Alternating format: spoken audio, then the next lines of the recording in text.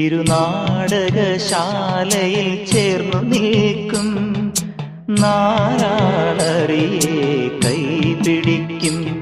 തിരുനാടകശാലയിൽ ചേർന്നു നിൽക്കും യമുനാ നദിയായി കുളിരലയിളകും നിലവിൽ അമ്പലപ്പുഴേ ഉണ്ണിക്കണ്ണനോടു നീ എന്തു പരിഭവം മെല്ലയോതി വന്നുവോ.